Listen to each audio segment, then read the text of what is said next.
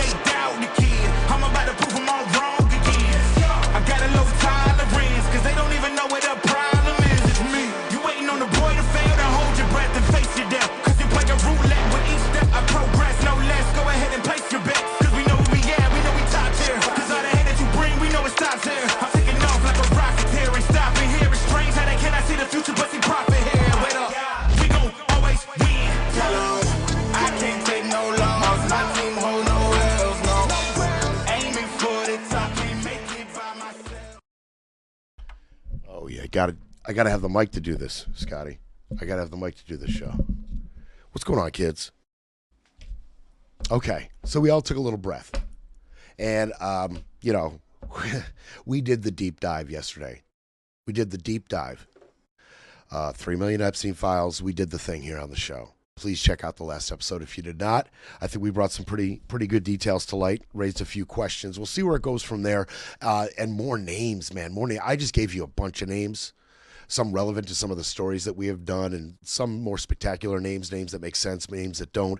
But there were so many more names that, I mean, and the New York Times, Wall Street Journal, Washington Post, they're all, you know, Axios, they're all doing the thing. They're all hitting their algorithms, keywords, key names, and they're compiling the data, and this will not be the last of it, but we don't feel that a follow-up show right now is relevant. We're going to let that simmer.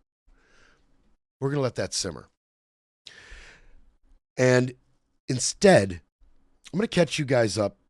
I'm going to catch you guys up on where the Trump administration is in terms of weaponization. Okay? And this is going to be one of those shows where we really orient ourselves and get on the same page and all fully understand where we are in the face of this administration and just how successful the authors of Project 2025 have embedded themselves into our administration and implemented their plan. And Russ Vought, I mean, not everybody, some have been more successful than others. You know, Brendan Carr, he's doing the thing over at the FCC, right? He's doing the thing.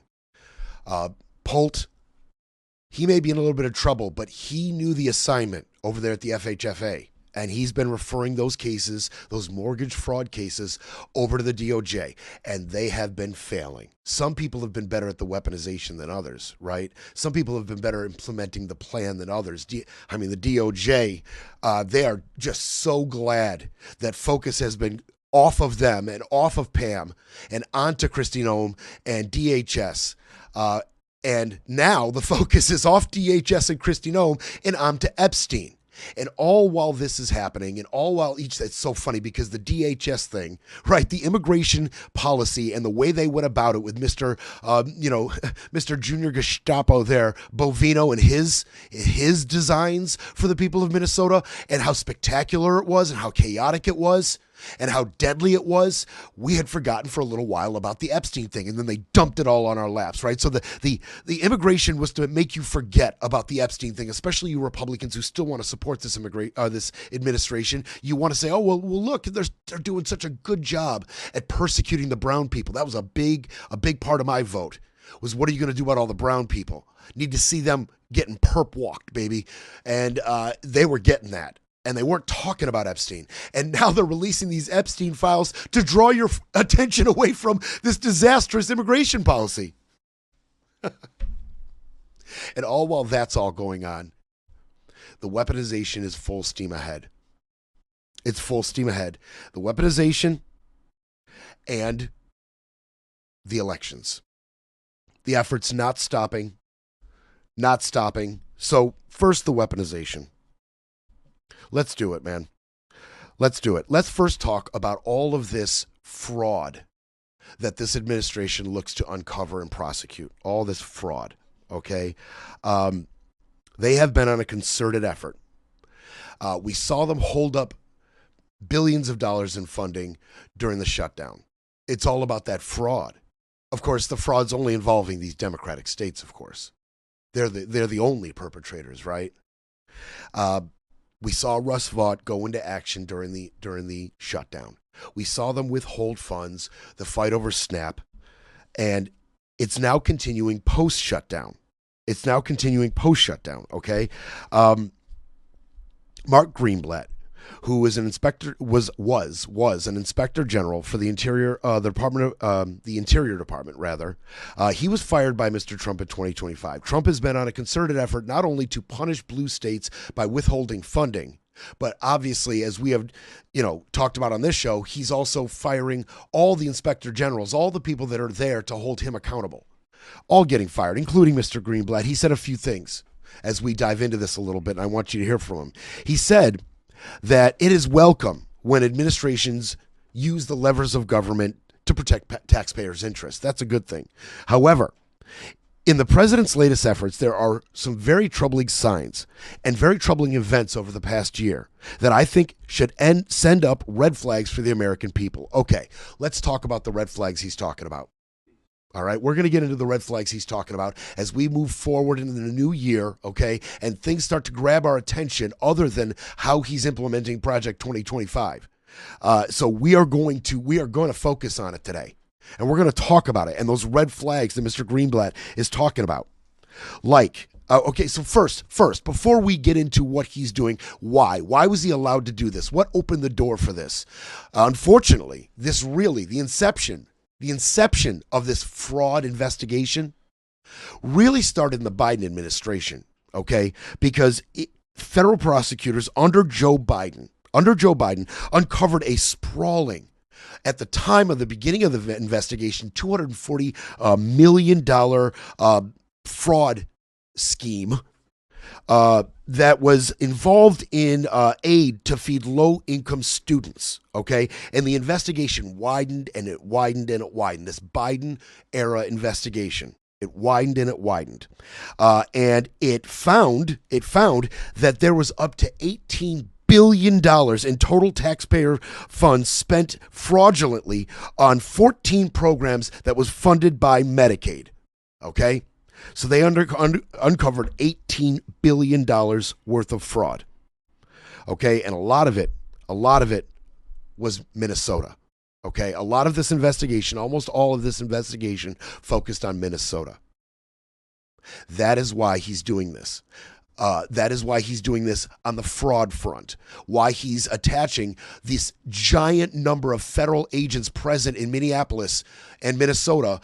Why he's tying that number of federal agents to Minnesota's fraud. It's that number, 18 billion. 18 billion in fraud. The Biden era prosecutors uncovered. This gave him the impetus. This opened the door for this. It gave him the door. He opened it. He busted it down. He immediately, when he got in office in January, he said he would freeze about $10 billion in federal child care funds to Minnesota and other states, claiming all of that money was at risk. First thing he did. He weaponized, Russ Vought weaponized this Biden-era investigation, weaponized it to withhold funding going forward. Boom. Immediate, vindictive weaponization, attacking blue states right off the top in January. And then he quickly claimed that this fraud investigation that's going on in Minneapolis, it's gonna go into California. Oh, they're next.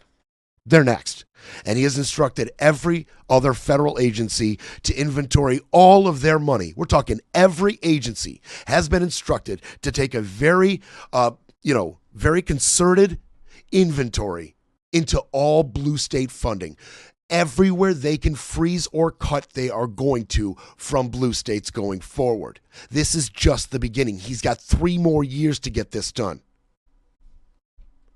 3 more years. Doesn't matter, right? They're all never Trumpers anyway in those blue states. We don't need their votes. We don't care. Make them pay. Punish them for voting for Harris. Punish them for voting for Biden. That's what it's all about. Governor Jared Polis of Colorado knows exactly what it's all about. He spoke on this. Colorado is also squarely in the crosshairs. One of the many states that has already been threatened to have their funding cut. Virginia, New York, Colorado, Minnesota, California. There's a theme here. All of these states are being threatened. So Jared Polis, he sees it. He described Trump's tactics as somewhat suspicious. That's understating it a bit. He said in an interview that many states would probably have been willing to align ourselves with real efforts to go after the fraud. And that is absolutely true. What blue state official would jeopardize their career and how they are viewed by the public if they tried to stand in the way of a real effort to eliminate fraud in conjunction with the FBI and the DOJ, who are all on the same page of actually uncovering fraud? But if they were doing that, their efforts would be split between red states and blue states, right? In this fantasy world we're talking about, where they're actually going after fraud, you see, red states, they suffer from as much fraud, if not more in a lot of instances, than blue states. Okay? There is a ton of fraud that has already been uncovered by both the Biden and Trump DOJ in Florida and Texas. But they're not being threatened. Nope. The Attorney General in California, sorry about that. Sorry about that. I got ahead of myself for a second. So, not only are they trying to withhold federal funding, $10 billion in Minnesota and other places for childcare, they are also going after food stamps once again. Okay, they're going after food stamps once again. State officials have had to stiff arm and go to judges and block the administration's efforts. They are demanding, this administration, demanding 6 years of intricate records of all SNAP recipients. And they're going state to state to state, demanding that all of these blue states give them their SNAP records going back 6 years. Okay, going back 6 years. We're talking about 1 in 8 Americans. 1 in 8 Americans are on SNAP. They want all of that information. They want all of it. They've been getting stiff-armed up to now. Rob Banta, the Democratic Attorney General of California, he told one judge that it could double as a Trojan horse that can empower Trump to work to deport immigrants. Of course. So on one hand, they find out, hey, we see all of this fraud that's happening, whether it is or not. They've got their hands on all the records. They can say what they want. You've seen that. Nobody can hold this DOJ to account. So the DOJ gets their hands on all of these SNAP records and says, oh, there's crazy fraud going on in these blue states. We got to freeze all of their funding lest more money be fraudulently bilked from the American people. So we got to freeze it all. These blue states are out of control, right? But Banta's saying, yeah, they're also going to cross-reference some of this SNAP data with some of their immigration data, and they're going to use it to get more people out of the country illegally. And, I mean, I wouldn't put it past them. Banta said Mr. Trump's actions suggest that he wasn't trying to combat fraud, but that he sought data to fuel their mass surveillance machine. Okay, so there is pushback. Like I said, people have been pushing back. They've been stiff-arming him. In January, okay, we're talking about this freeze on the funding, the $10 billion in freeze on childcare funding. A judge heard a challenge. And a judge spoke in this challenge to this policy. A judge spoke to lawyers for the DOJ on this matter, freezing childcare funds. And even though the administration itself, and I think even Trump, I don't want to dig my heels in, but I think even Trump put something on social media about that freeze, the lawyers sat in front of the judge and insisted the administration had never instituted a freeze. Just flat out lied to this judge. And when the judge pushed them on, okay, well, why is it only blue states? It's not that they would not, but they could not answer any questions about the reasons that they targeted just blue states. They literally sat there slack-jawed and absolutely had no answer for the judge. Was not prepared at all for that line of questioning out of Judge Vernon Broderick. He's out of the U.S. District Court for the Southern District of New York. Okay? And he said flatly, this administration has put the cart before the horse. You can't just freeze $10 billion. He blocked it. He blocked the HHS from freezing those funds. Just flat blocked it. And here's the kicker. Here's the real joke. Here's the real joke. If they were really going after substantial fraud, they would be going and looking at Mississippi. The Biden administration, there was so much fraud in Mississippi that the Biden administration ordered the state of Mississippi to pay a roughly $100 million penalty for allowing such rampant fraud. What did Trump do as soon as he took office? Ordered the HHS to halt that demand for payment immediately. That's weaponization. That is how you weaponize the government. It's time for a quick break, then we break some more. You're listening to Brett Breaks Things.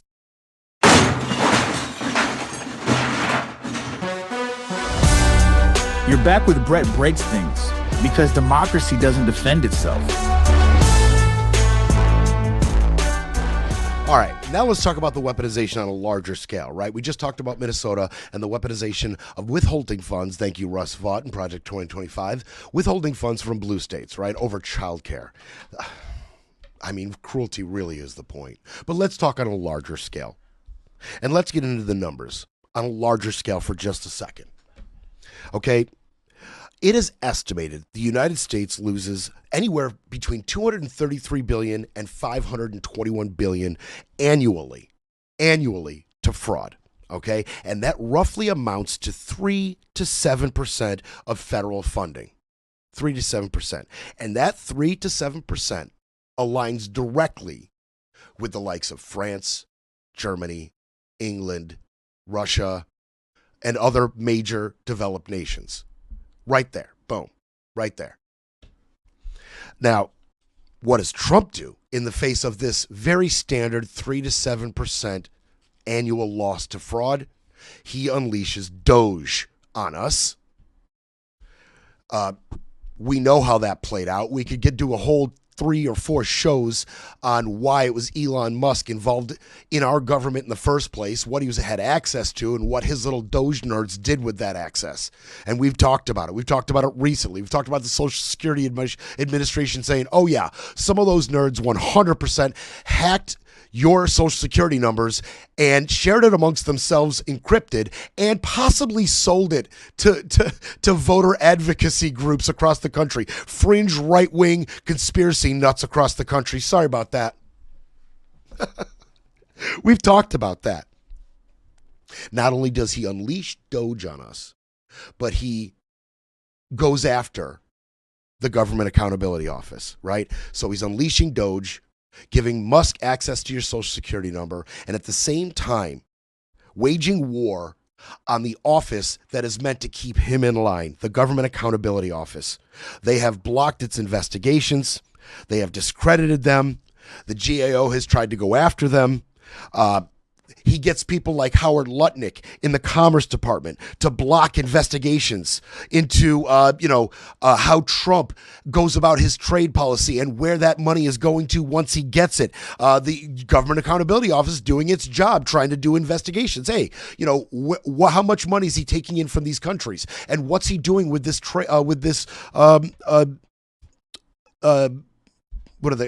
tariff? I'm sorry, the tariff money, right? What's he doing with the tariff money? Who's he getting it from? How much has he been getting? And where's that money been going? That's the Government Accountability Office's job. And he's got Howard Lutnick out here blocking investigations, flat blocking them. Period. One White House official who spoke on the condition of anonymity said this. He said the administration did not have to comply because the GAO inquiries have been requested by congressional Democrats who are serving in the minority. Okay, well, geez, that's cutting right to the chase. That hurts. Yeah, you're right, Mr. Anonymous White House official. You are right. The Democrats are in the minority. And if the Republicans refuse to get on board with any type of investigations into this Trump administration, first, I'm just shocked. And second, you're right. They would never hold you to account anyway, right? If they're not going to get involved into the investigations, they were never intending to hold this administration to account for anything ever. No kidding. So, yes, I guess we're cutting right to the chase. We're not even going to allow these petty little investigations because feckless minority leaders are calling for them and they have no power. They are impotent. They have no power. So we're not even going to let it get started. Just a middle finger to you, Democrats. Investigation into where Trump's money's going. That's awesome. You already know that within days of Trump's inauguration, he fired dozens of inspector generals. And the ones he didn't or couldn't fire outright, he has pulled their funding, and they've been under attack as well. Greenblatt was one of those who were fired. I talked about him earlier. And Greenblatt said he said that the firing of all of those inspector generals alone sowed doubt as to whether the administration wanted to root out waste, fraud, and abuse throughout the federal government. You're being very understated, Mr. Greenblatt, and I appreciate your candor and your calmness and judicious wording, but you can be honest. He wants to lie, cheat, and steal, and he doesn't want the people who are hired to stop him or catch him to have a job anymore, period. They have no place in this administration. Your sole purpose is to catch me doing bad things? Well, you're not needed. Thanks very much for your service. I mean, but thank you, Mr. Greenblatt, for your discretion there and being calm with your wording. I appreciate that. Now, here's the biggest joke of all.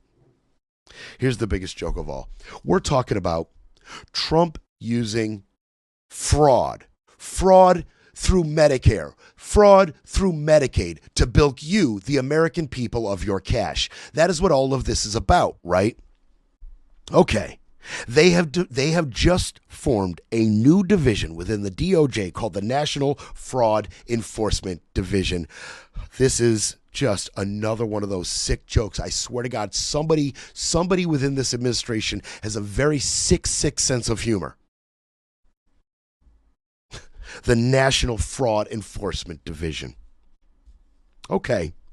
It's going to be overseen by this guy named Colin McDonald. He's a DOJ lawyer. A president loves this guy. Talked about him on social media. Said he's a highly respected America First federal prosecutor. That means he's radicalized. And then J.D. Vance went and let the beans slip about this. They're not even trying to hide it anymore. He said flat out, quote, "It would be run out of the White House." I guess that's the whole ball game on separation and impartiality and independence of these hollowed institutions like the DOJ and the FBI. It's done. It's done. The Fraud Investigation Division, the brand new division being run out of the White House. A new division in the DOJ being run out of the White House on fraud. Really, on fraud. That's pretty damn ironic, considering 3 specific Trump pardons recently. You're going after fraud, are you? Okay. Well, recently, President Trump pardoned Paul Walzak. We talked about him on this show. Misrepresented how much money was going to expenses and paychecks, and then defrauded basically tax fraud for millions upon millions upon millions of dollars by misrepresenting his business expenses, essentially. Healthcare, okay, nursing homes. Okay, he pardoned Robert Harshberger Jr., the husband of a Republican Congresswoman, Diana Harshberger, out of Tennessee's 1st District, pardoned this guy, okay, after he pled guilty to healthcare fraud through Medicare and Medicaid, and pardoned a guy named Lawrence Duran. This guy was sentenced in 2011 for orchestrating what federal officials described as a $205 million Medicare fraud scheme. What a friggin' joke. Somebody's got a sense of humor. I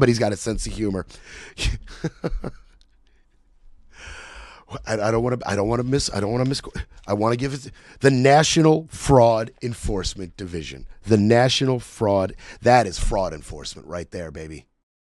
That is fraud enforcement. And by the way, the White House said on these pardons, I'll give you each one. The White House said that Mr. Duran faced an overly harsh sentence. Said Mr. Wozniak was the target of political retribution because Mr. Wozniak is one of the top Trump campaign donors. Did I fail to mention that? How much Wozniak's one of the top 10 or something Trump campaign donors in the last election cycle. Did I fail to mention that? And so the White House says, well, yeah, he was targeted for his politics. And as far as Mr. Harshberger, well, they said, yeah, he committed the fraud, but he didn't harm the patients, so he deserves a pardon. And the cherry on this little poop sandwich, this little poop pie, those pardons wiped away about $1 billion in restitution to the victims.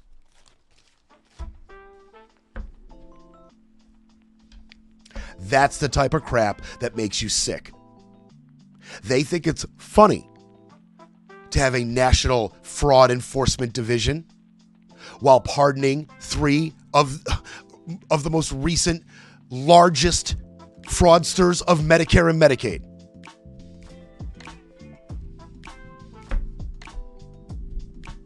I mean, you couldn't write this crap. And we're going to continue with this little weaponization theme. Oh yeah, because there's another group, another little division that was cooked up back when Pam Bondi took office. And they're about to get kicked into high gear as well. The weaponization does not just end with funding. Project 2025 was so very comprehensive in where and what it would weaponize. We'll be back to break it all down. You're listening to Brett Breaks Things.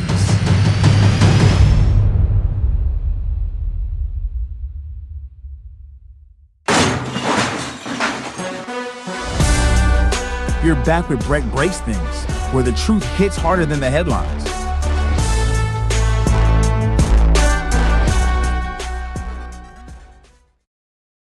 Okay. Let's keep talking about weaponization. Here we go. When Pam Bondi got put into the position of AG, all right, one of the very first things she did was she created the weaponization working group. Okay. She put Ed Martin, our weaponization czar, at the head of it. And at the time, just one of those sick jokes calling it the weaponization working group, going after the weaponization czar, the most weaponized of the new administration officials running a weaponization working group. It's just a huge, huge joke. At the time, she said the group would focus on investigations into Trump conducted by Jack Smith. How's that going for you? Letitia James, Alvin Bragg, and any other improper investigations into January 6th attack on the Capitol. Okay, so this group was put together to go after Bragg, Smith, and James, people who have all ran investigations into Donald Trump in some way, shape, or form. All right, some very successfully, Letitia. That's what the group was specific. I mean, how do you feel if you're Alvin Bragg or you're Letitia James in that moment when you find out that one of the first duties your brand new AG carried out was to create a weaponization working group to specifically target you? I mean, on one hand, were any of them legitimately scared? Were they a little bit flattered that they have risen to the top of a long list of people that Trump hates? People that have gone after him successfully, unsuccessfully, said things about him, whatever. They're at the top. So much so that a new group has to be formed just to go after you. How do you feel in that moment? It's got to be unique, to say the least. So this little weaponization working group, it's been doing its thing for about a year, and it has produced nothing. The closest they've got to anything has been Letitia James's lawyers pimp slapping the grand jury indictment and getting it thrown out on a motion to dismiss. getting the U.S. attorney responsible for that indictment fired. I mean, not going well on the Letitia James front. What about Jack Smith? All you've done is poke the bear and run right up against some serious evidence against your cult leader. That Jack Smith came right up to the line of divulging, but successfully avoided jail time for now. Talking about that hearing in front of the Oversight Committee. Okay, so it's not going well. We're a year in. The weaponization working group it's not going well. It's not going well for Pam. So they are stepping up their efforts. They are going to meet daily. This next gear, it came right after Trump, and we reported on this. We touched it lightly. We talked about it, but we told you about Trump calling in Pam Bondi and like 24 U.S. attorneys, right, into the White House. And Pam awkwardly went down and introduced every single one, and Trump immediately laid into him. He berated them. He accused them. He derided them, and he admonished them, and it was all over their lack of success in going and getting Jack Smith, Letitia James, Alvin Bragg, James Comey, Lisa Cook. All they've got right now is Bolton. And he might be in a little bit of trouble. That's playing out as we speak. They've been spectacularly failing. And that's what that meeting was about. Right after that meeting, Bondi kicks it into the next gear, kicks it into sixth gear. They're going to meet every damn day now. Every day. The Justice Department spoke about this. The Justice Department is actively looking into the areas outlined in Attorney General Bondi's Day 1 memo. The Weaponization Working Group is diligently working to restore integrity. I couldn't get through it. Is diligently working to restore integrity to the Department of Justice and is utilizing resources across the entire agency to fulfill its effort. Do you really want to keep poking this bear, Pam? How much more evidence do you want uncovered? See, you keep going after these prosecutors who successfully collected evidence against your cult leader, and were this close to releasing it. This close. A whole lot of evidence against Trump was collected in these investigations, and you just got to keep poking this bear. You didn't learn. You didn't learn when Jack Smith dragged the Republicans across that hearing. You didn't learn. You had to run and get your weaponized, AG in Florida to block, to bar all of the information of Jack Smith's investigation into those documents from ever coming out because of how much evidence was in there. You want to keep poking this bear. You want to keep going after these people that collected all of this evidence. Okay. You keep doing that. And they're not just doing that. They've got other things on their plate. You want to know what else they're working on? Sixth gear. Here we go. Here's what else the Weaponization Working Group is working on right now. 1, allegations of discrimination against Catholics. Okay, fine. If that is a serious problem, and you think it's been weaponized in some way, and you want to clear these prominent Catholics that you look to defend, go do it. Fine. Lots of money in the DOJ. You got time to do that. I don't have a huge problem with that. Fine. How about a Biden-era memo? They want to investigate a Biden-era memo about protecting school board members against threats from parents. He wants to roll back protections for school board members against radicalized, wacko right-wing parents that want to attack them in school board meetings. That is now a priority for the Weaponization Working Group.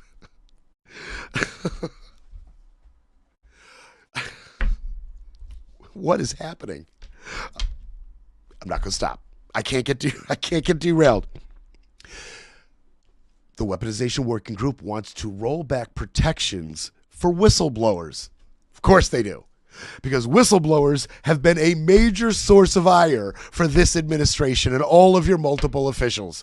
It's these pesky whistleblowers who come out and tell people the truth and force these pesky investigations and make us lie and make us block and make us, obfuscate. These pesky whistleblowers and their truths. Gotta roll back protections for them.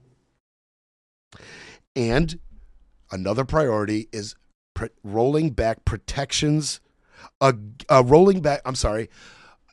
want to investigate. I apologize. They want to investigate prosecutions against violent anti-abortion activists. You heard me. They want to find out if any prosecutions into violent anti-abortion activists committing acts of violence against abortion clinics and their doctors and their patients, they want to find out if those investigations were weaponized. That is a priority. We got to get to the bottom of that. Here's the fun part. You ready for the fun part? Our weaponization czar, Ed Martin, he has been stripped of his title. And he has been stripped of his position at the head of the weaponization working group. Oh, Ed Martin's on the outs. He has been actually demoted.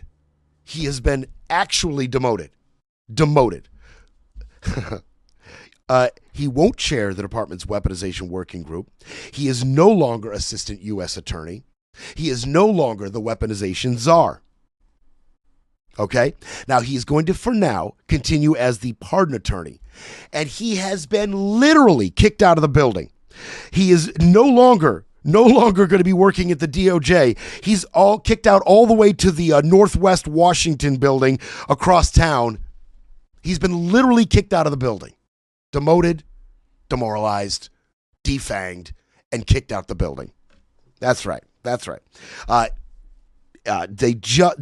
Late December, the Justice Department went to him quietly and said, "You've been demoted." It's been very quiet up till now. Been quiet. And this is one of those deals where to fire him would simply be a black eye for the administration, right? It wouldn't be bigly, it wouldn't be strongly or quickly, right? To just be firing these people that we touted for so long. But they don't want to suffer that embarrassment needlessly, right? So it doesn't matter what he says or does as the pardon attorney for the U.S. because Trump's going to pardon who the hell he wants to pardon or doesn't want to pardon. That is a hollow position. It is a completely meaningless position. Meaningless. Depending on how much you give Trump during a dinner or how much crypto coin you buy from him or how weaponized you have been in the past or maybe how much you have donated to his campaign, he will pardon who he wants to pardon. You have been completely defanged. Ed Martin.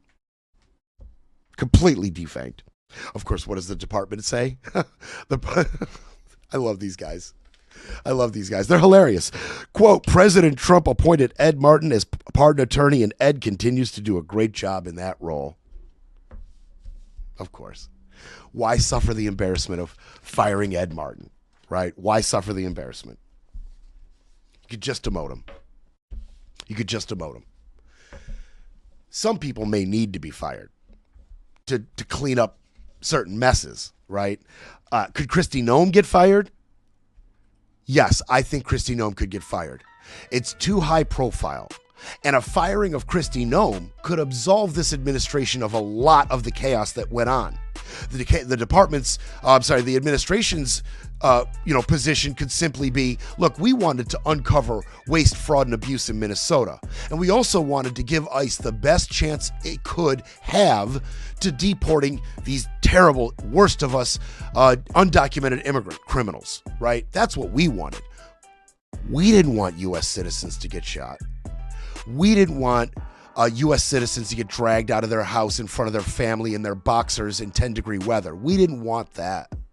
We just wanted state officials to cooperate with ICE and our fraud investigations. It's Kristi who violated civil rights. It's Christie who violated the Constitution. It was her little Gestapo, mini Gestapo, Bavino, who violated all of those rights. And they're gone now. It wasn't us. It was them. A firing of Christie makes sense. Breaking politics, breaking narratives, breaking news. But first, we need a coffee break. These people were brought to our country to vote, and they vote illegally. And amazing that the Republicans aren't tougher on it. The Republicans should say, we want to take over. We should take over the voting in at least 15 places. The Republicans ought to nationalize the voting. And we have states that are so crooked, and they're counting votes. We have states that I won that show I didn't win. Now you're going to see something in Georgia where they were able to get with a court order the ballots. You're going to see some interesting things come out. But, like the 2020 election, I won that election by so much. Everybody does it. They put a woman in jail, Colorado, put a woman in jail, a wonderful woman, 72 years old, had cancer, because she was a voting inspector. She was in charge of a voting area, and she saw boxes of votes come in. So she went over to check it, and they put her in jail for voter manipulation, and she's still in jail. And they better let her out fast. And they're suffering a big price, Colorado. They have this woman in jail who's 71 years old and probably has cancer. She's sick. And they put her in because she challenged somebody that was dumping ballots into a box, okay? And they didn't put them in jail. This was during Biden's term. The worst president in history. And we had some bad ones. I mean, look, Barack Hussein Obama, I call him the Great Divider. Right. People couldn't stand him. You mentioned his name, they go crazy. They start booing the hell out of him. We had some really bad ones. I mean, Jimmy Carter wasn't exactly the greatest. Jimmy Carter didn't exactly have the hit on Venezuela that I had. Remember, his hits, they always turned out to be a disaster. Right. He went out, he had a hit. The helicopters were crashing into each other, the hostages and everything. That's why Ronald Reagan won the election. It was so pathetic. But we do it right. We've got the greatest military. I built the military. You know that in my first term. I built the military, even though they gave a piece of it away, but it's a lot, but it's still a piece compared to what I built. We have the most powerful military. And my attack on Iran with, Operation Midnight Hammer, where we wiped out their nuclear threat, which they would have had a nuclear weapon within a month, and we knocked it out. And our attack on Venezuela was, unbelievable. And the nice thing about Venezuela, we're getting along great now with the government. We talk to them every single day. We took 50 million barrels of oil. It's on its way right now to Houston to be refined. And we're going to help them a lot, and we're going to benefit by it also. It's going to be great. It's going to be an amazing place. It was a great... Okay. He, in that podcast with Dan Bongino, who is the disgraced former deputy FBI agent, the one who was at odds with every single agent in the department and was at odds with Cash himself at the end and just walked away from the whole thing. Disgraced deputy FBI director Dan Bongino has a charming little podcast there, and Trump showed up on it, and he specifically... quote, he specifically called for Republican officials to take over voting procedures in 15 states, okay? He didn't name the 15 states. Quote, the Republicans should say, we want to take over. We should take over the voting in at least as many as 15 places. The Republicans ought to nationalize voting. Okay. That is quite an escalation. Okay, that is a direct attack on the Constitution. As you already know, elections are governed by state law. Okay, it is a decentralized process on purpose. That is the way it was set up for very, very good reason. It is administered voting by county and municipal officials across thousands of precincts. And the federal government, the executive branch, has no say in any of it. Well, shouldn't anyway. And Republicans, just a general Republicans should nationalize the votes. I mean, and the sad part about it is Republicans as a whole will respond to something like that.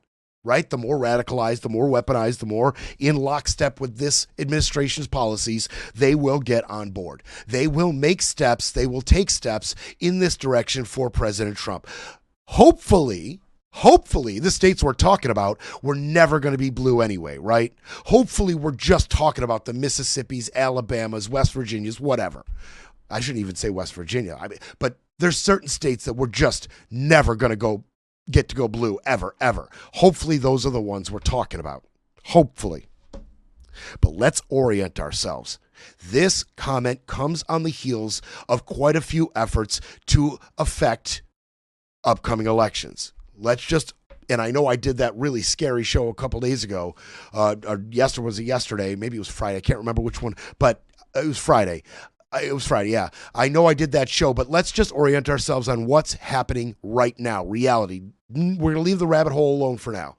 Reality. Let's orient ourselves. The FBI seized the ballots from the 2020 election in Fulton County, Georgia.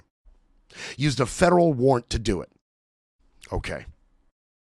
As election officials in Fulton County said, look, once they left here, we have no idea what they're doing with them. We have no idea. The Trump administration and Scott Leindecker, they have a few ideas. The Justice Department is demanding that numerous states, including Minnesota and other blue states, turn over their full voter rolls, demanding so much so that Pam Bondi put it in a ransom letter to Tim Walz. Right? Give us all of your voter information and roll back all of your sanctuary city policies, and we'll take ICE out of your city. Remember that charming little letter? They are suing states. They are pursuing states. They want everybody's voter rolls. Okay? And there is a very good reason they want them. In March, Trump signed an executive order and tried to make significant changes, which are being challenged in court because, again, the president can't affect the running of elections. That is a state matter. But he signed an executive order, including requiring documentary proof of citizenship at the voting booth, right there when you go to vote. Documentary proof. And also, in this executive order, demanding that all mail-in ballots be received by the day of the election, by the close of that election.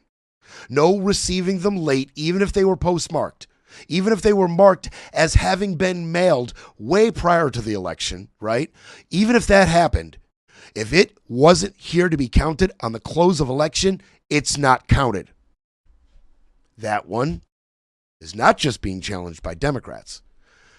They seem to underestimate just how many Republicans mail-in vote. And Utah sends a mail-in vote ballot to every single citizen in the state.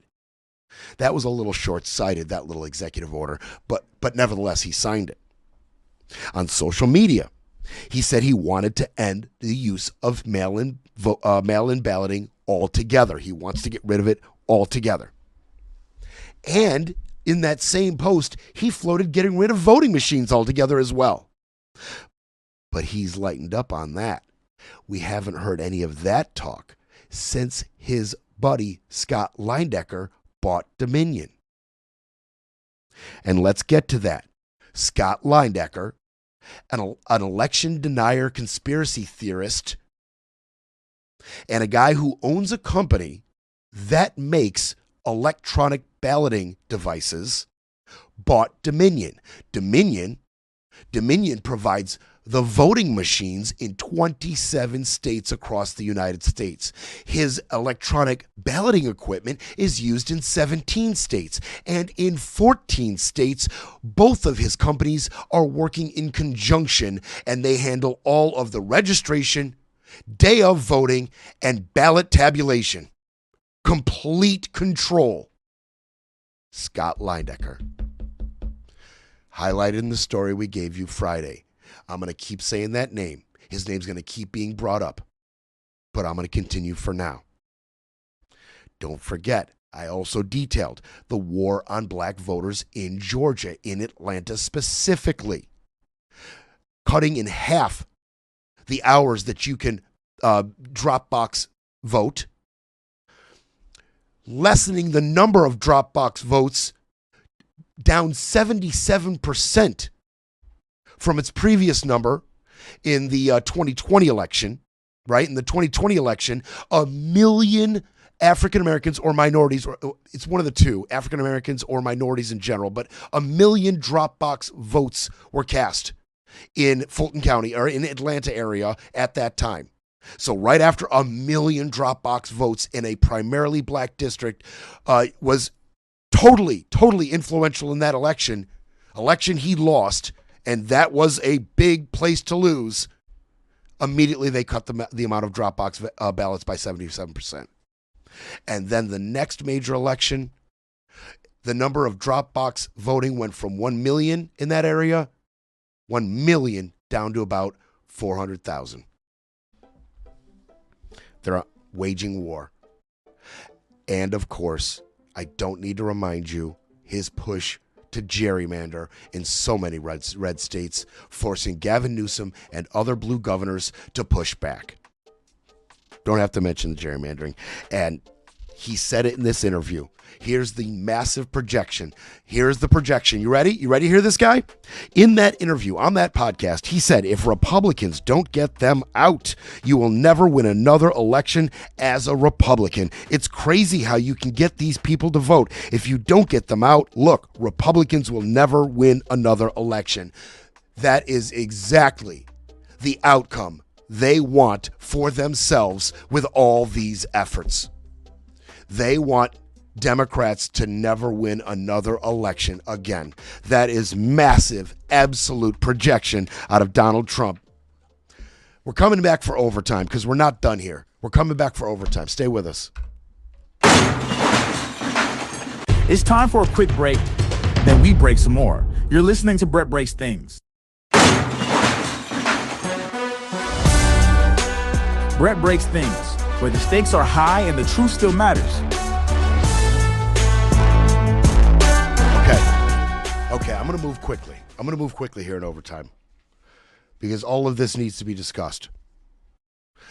You know, as far as the FBI raid in Fulton County, Kristen Neighbors, the Georgia State Director of Ali Voting, which is a local pro-democracy group, she said, the administration is using Fulton County as a blueprint to see what they can get away with elsewhere.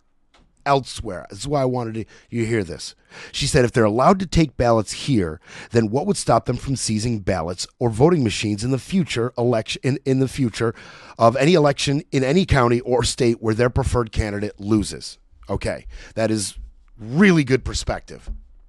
Because they are not just going after the voter rolls and the ballots in Fulton County. They're going after them all over the country. I mentioned you already, dozens of blue states, dozens of states already are getting requests, lawsuits, demands, quid pro quos to give up their voter rolls. They want them. Where else is this happening? Okay, so we talked about Maine real briefly a couple days ago. We talked about Maine. Right, and I theorized because I mentioned in the back end of a story that Kristi Noem promised to Susan Collins that she would remove all of her ICE agents. Remember, I told you Operation Catch of the Day in Maine? Even though Maine's population, only 4% of it was immigrant populace. And so an even smaller percentage of that was undocumented immigrants, but yet they had this huge Operation Catch of the Day to go after specifically Somali immigrants in Maine.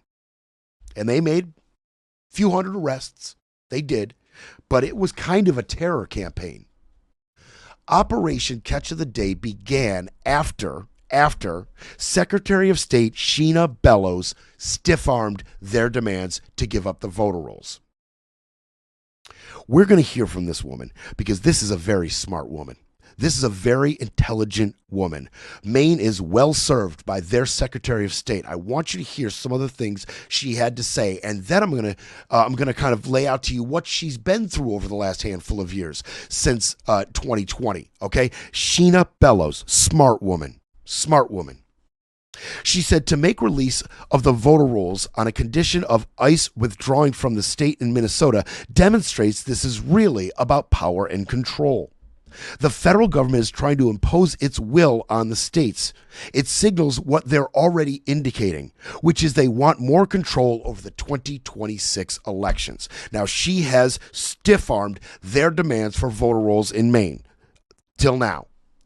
And she says, hey, you could look at the little deal that Kristi Noem made, and this is what we said on this show. You could be cynical about it, and it looks like a bit of a quid pro quo. And I even said, she alluded to it, I even said, Kristi says, look, Susan, I'm going to be facing impeachment possibly. I'm going to be facing some kind of charges possibly. This could get bad for me. If you get on my side and promise not to go on board with that, I'll pull ICE agents out of your state. And then you can seem to have a little bit more control over the situation. And this chaos that I've unleashed on you will be removed from your state. It will release pressure from you being a Republican, right? Because you've got a race coming up. So we'll pull the ICE agents out. You wash my back a little bit, I'll wash yours. She alluded right to it. A cynical view of why they've exited Maine is concerns that the backlash might topple Susan Collins and cost them a majority in the U.S. Senate. So she said exactly what we were talking about. She also goes on to describe just how chaotic life has been for the Somali immigrants in her state. And she goes on to, tie that into a campaign of fear. And she said quite flatly, they're afraid to go outside. They're afraid to go to the store or to their church, let alone go vote. And right now, there's a special election in their House of Representatives in Lewiston. And Lewiston itself has a sizable Somali immigrant population. It's playing out. What she's warning against is playing out right there in Lewiston. She's saying, look, the voter turnout in the Somali immigrant population is going to be lower and is lower because ICE has scared the crap out of them. Flatly. Where else can they implement this strategy? Smart woman. And she has been pressured to give up these voter rolls for quite some time. There are these fringy groups since the 2020 election who have been trying to get their hands on multiple states' voter rolls so they can cross-reference them with any type of commercially available data on voter information and try to point out where the fraud is. They've been on a crusade for 5 years doing this. For 5 years. And I told you one of those groups is the reason that the Fulton County voting ballots were barred by a judge, because one of these fringy groups sued to get their hands on these ballots prior to the FBI seizure. And so all of these officials are like, by the way, a judge barred anybody from getting their hands on these ballots because one of these fringy groups wanted to get their hands on them. And a judge had to bar it. These fringy groups have been trying to get their hands on voter rolls for years. And Miss Bellows here, Sheena, she has personally been trying to stiff-arm these groups from getting their hands on the voter rolls. Let me tell you about some of the groups that have been trying to access ballots and voter rolls over the last 5 years. You ready? Here's some of the groups. America First Policy Institute, founded by our Secretary of Agriculture, Brooke Rollins, election denier, has been harassing states to give up their voter rolls. Our Secretary of Agriculture. It continues. The Dillon Law Group. Yes, that Dillon. Harmeet Dillon. The Dillon Law Group has been going after voter rolls just like America First, and now Harmeet Dillon is the head of our Civil Rights Division in the DOJ. That's two. And how about the Public Interest Legal Foundation, the PILF? That's a conservative legal group, election deniers, that is founded by Maureen Riordan. And she now leads the DOJ's voting section. How sick is this?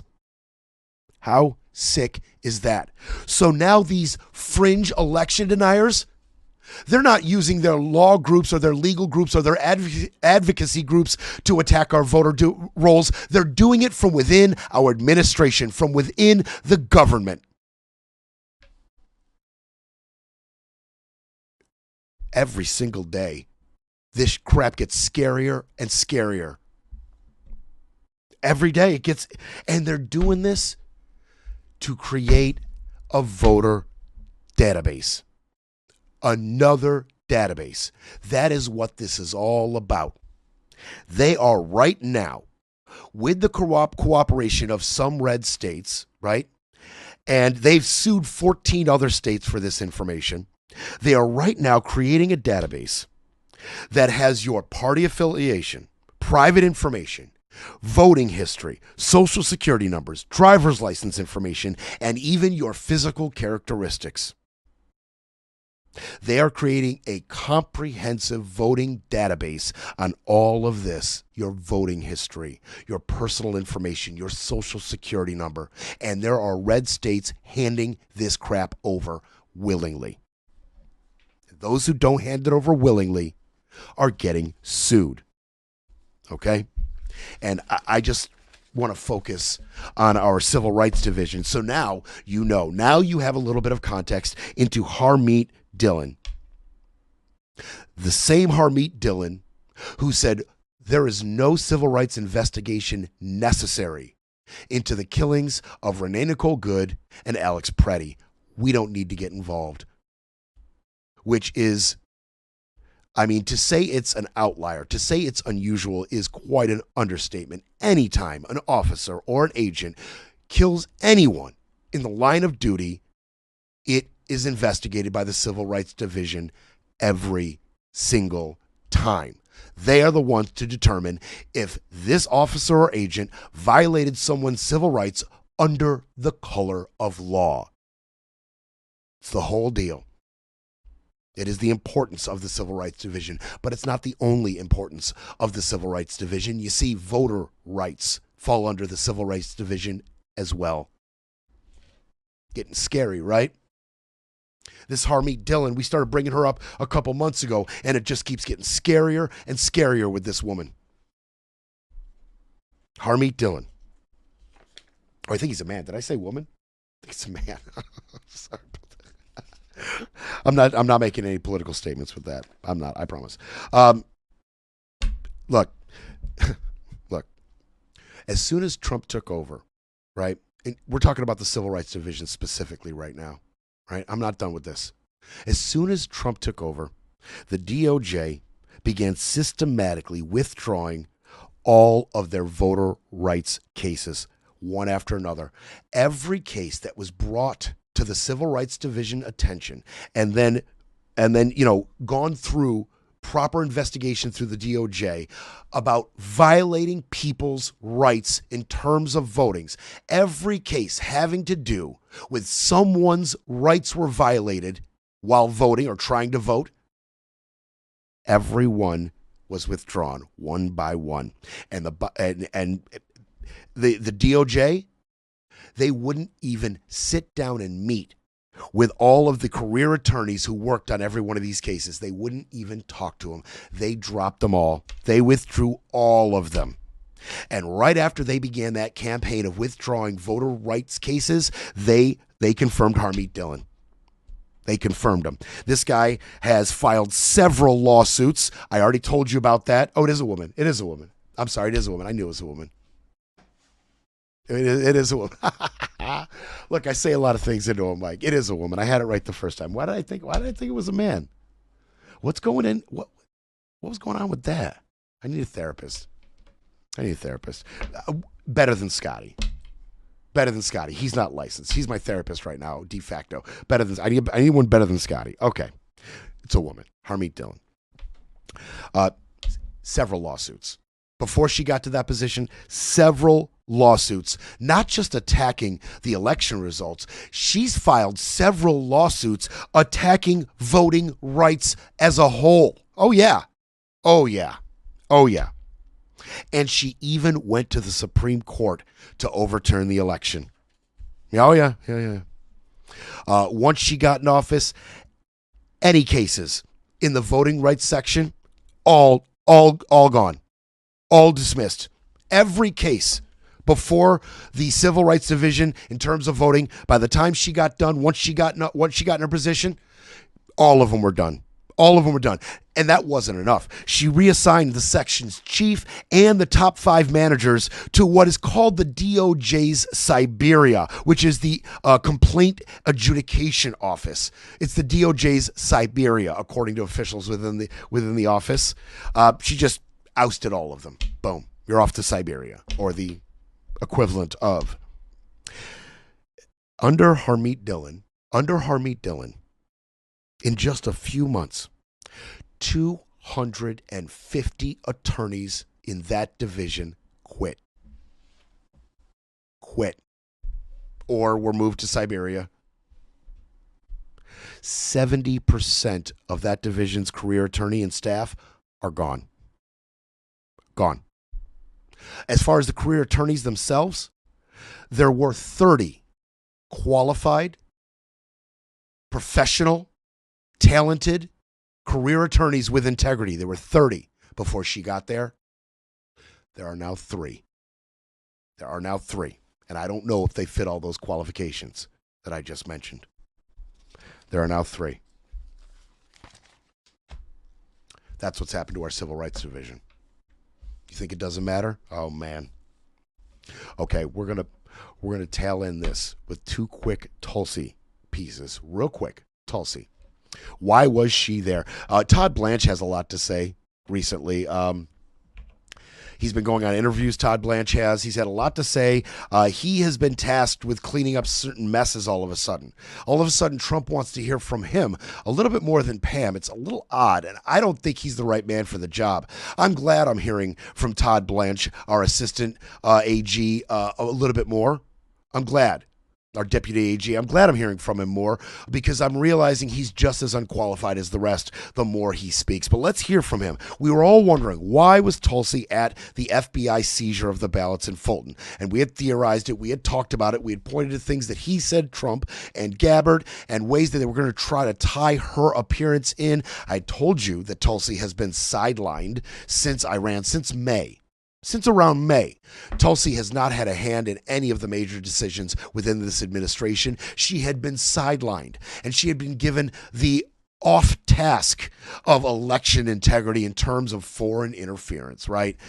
She wasn't really of use where Trump had her, but just like Ed Martin, instead of fire her and face that embarrassment, we're just going to shift her responsibilities and kind of sideline her, and that way we don't have to look stupid with egg on our face as we fire yet another unqualified sycophant. Well, Todd Blanche, he went and he was asked about it. So Todd Blanche was asked a question, why was Gabbard there at the seizure? To follow up on that, regarding Fulton County, can you explain Tulsi Gabbard's role in DOJ activity? Could you please explain Tulsi Gabbard's role in DOJ activity regarding the Fulton County search? What do you mean her role? It was reported that she happened to be present in Atlanta. I mean, yes, I saw the same photos you did. I mean, she doesn't work for the Department of Justice or the FBI. She's an extraordinarily important part of this administration. This administration coordinates everything we do as a group. And so I think her presence shouldn't be, there shouldn't be questioned. Of course, I mean, that's a big part of her job. And so the fact that she was present in Atlanta that day, is something that shouldn't surprise anybody. Something. You stupid reporters. That shouldn't surprise you, even though the DNI has never, ever, ever been involved in any type of election fraud investigation domestically like this. But you're stupid. You're stupid. Don't worry about that. Has nothing to do with her position. You're the dumb one. Why are you surprised? Okay, fine. All right. So details of her involvement will still play out as time goes on, right? What she does, doesn't do, what she says, doesn't say, more importantly, and how she is connected to this seizure. We'll see. But we do have some reporting from anonymous people who were there about what she did when she was there. Okay, so she goes down to Fulton County when this seizure's happening, and she starts mixing it up with FBI agents on the scene. She gathers a group of the FBI agents. It's mostly all the ones that are about, it's mostly like a dozen agents, I think. And she gets them together. And she makes a phone call to Donald Trump. She gets Trump on the phone, puts him on speaker, and Donald Trump, our president, personally speaks to these FBI agents. Now, somebody who was there talked about it. The person who was there said the call was fairly short, perhaps just a minute long, and compared the conversation to a pep rally or a coach giving an encouraging halftime speech to his players. He said he asked them questions. He said the president asked them questions and then praised and thanked them for their work. Okay. That's what the source says. Maybe it's one of those FBI agents. Who knows who the source is? New York Times obviously isn't going to divulge that. I would like to know. That is interesting to me. Which of those agents felt they needed to tell the truth about this phone call? It's very interesting to me.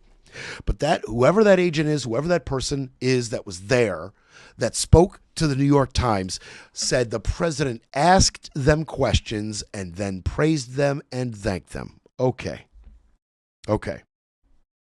Some lawmakers heard about this, and they started asking questions and getting a little curious about what role the president had, why the president was talking to FBI agents, why Gabbard was there, why Gabbard called him, all of it. They started wondering. So she wrote this little letter, and she denied in this letter to lawmakers, in response to their questions that were mounting, in this letter, she denied that Mr. Trump asked questions or issued directives during the call. Okay. Somebody's lying. Either the person who was there at the meeting and the phone call and decided to tell the New York Times about it, either they're lying or Tulsi's lying now. I mean, I can't tell you who to believe. I know who I would lean towards believing in this matter, personally. Also, she said that Trump did not order her, and a couple other officials have publicly said that Trump did not order her to go down and do that search. You know what? Blanche said it. He went on State of the Union, and Blanche denied that Mr. Trump had played any role in the search or that he had been briefed in the inquiry at all. He said, "I don't believe he was involved. This is a criminal grand jury investigation, and I can't comment on it."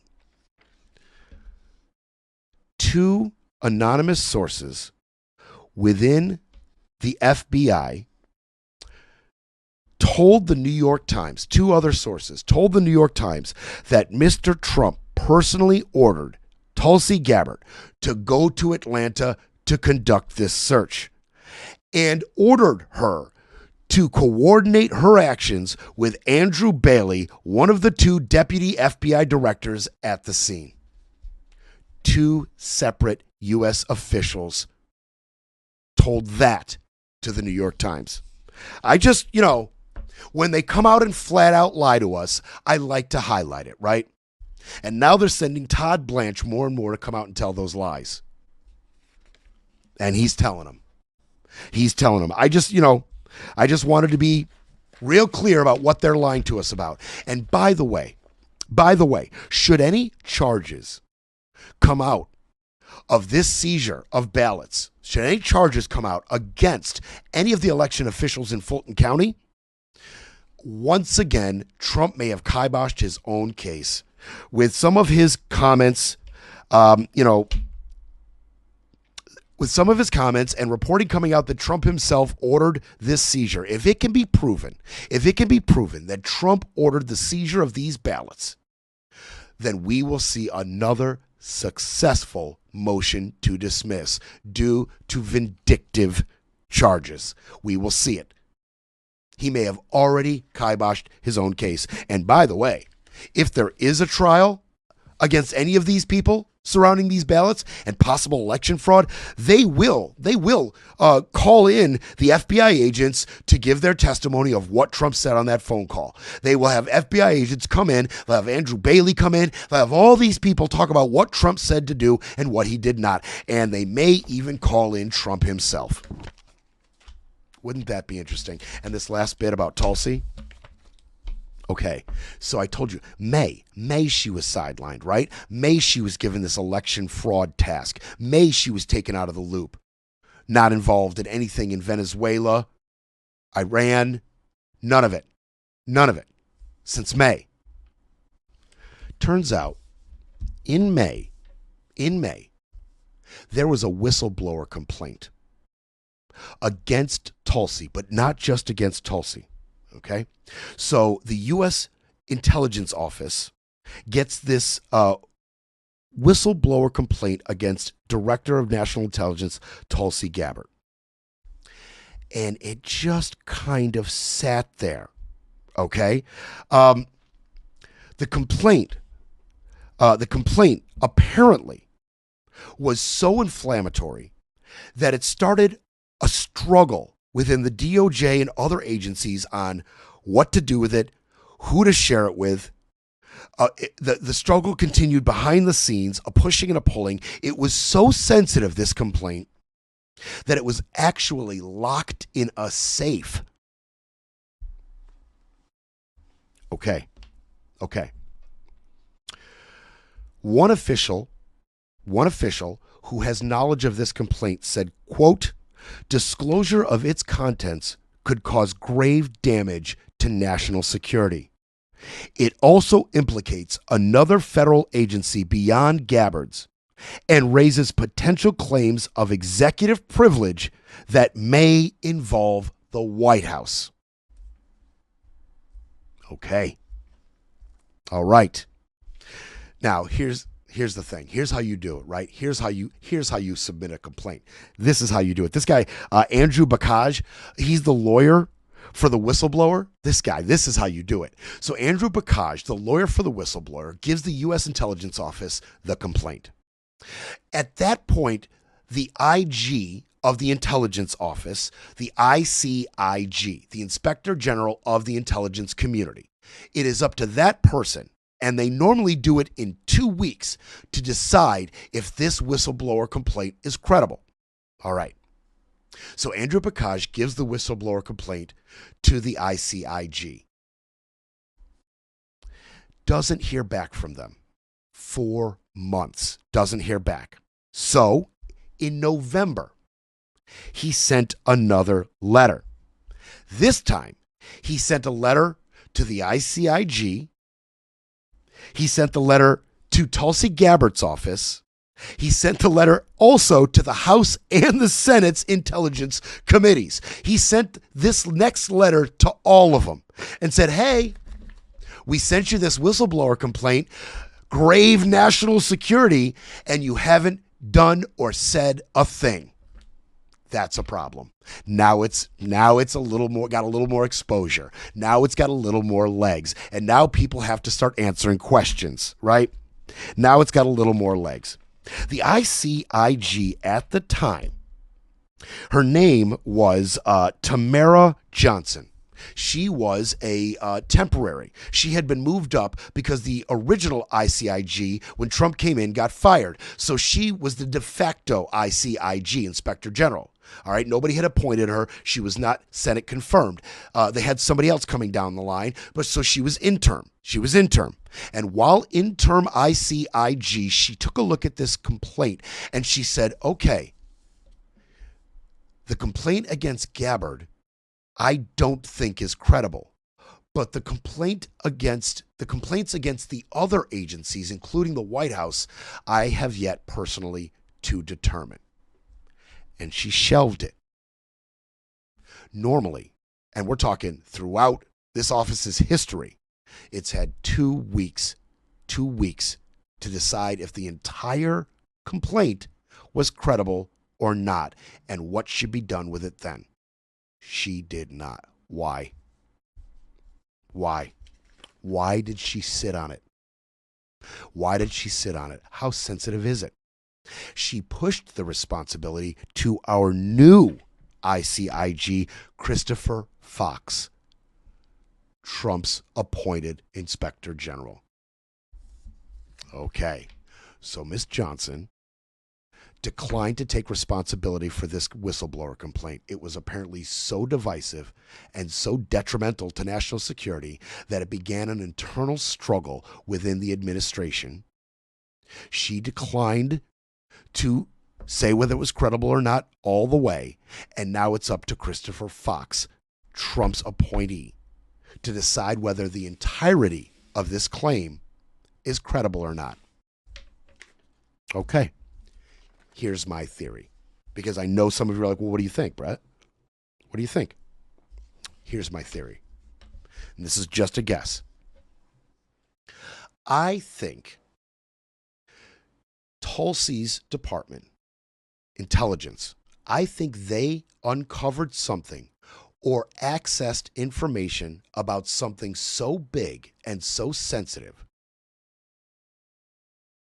that she felt the need to go straight to Don with it. And I think, if I'm just guessing, what could be so big? Maybe something about Iran, maybe something about Israel and the Gaza conflict. Two things that were really hot in the streets at that time. So my theory is, this is just a guess, she obtained something incredibly important and sensitive. And instead of taking that information through the proper intelligence channels and then subsequently to whatever agencies should handle it at that point, whether it be the military or otherwise, and not, maybe she didn't share it immediately or at all with generals, right? Or high-level intelligence community officials, and instead she went straight to Don. And then Don made some kind of decision on whether to withhold it, or maybe he made another decision subsequently based on this information by himself without discussing it with the intelligence community or his generals or whatever, right? She brought this crazy sensitive information straight to Don, and then Don said, do blank with it. Whatever it is, do this with that. I'm going to make a decision. That's what I think happened.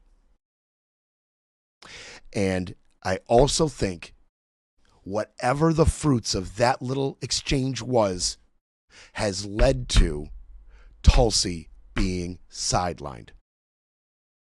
Maybe what she gave him, she maybe misrepresented a little bit, because she sucks at her job, like every other head of every agency Trump has installed. She's not qualified. Maybe this information needed the dissemination of our generals and top intelligent officials to properly view it, to properly internalize it, and to know what to do with it properly, with experience. And maybe that experience was cut out of some process, some decision that Don then made. And it didn't work out for Don. Didn't work out for Don. Tulsi screwed it up in some way, this incredibly sensitive information. She screwed it up. And it led to Don making an executive decision that didn't work out in some way. Maybe we'll never know. Maybe we will. That's my guess. That's my guess. Let me know what you think. Reach out to me in the comments. I will be back tomorrow. Thank you so much for staying with me in Overtime. I'll see you tomorrow, kids.